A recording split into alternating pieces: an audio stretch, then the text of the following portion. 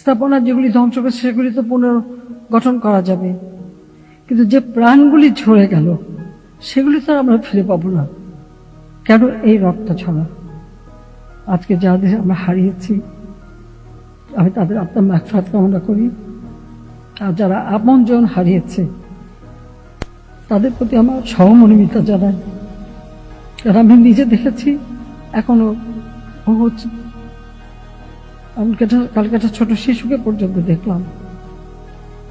এটা অত্যন্ত কষ্টকর।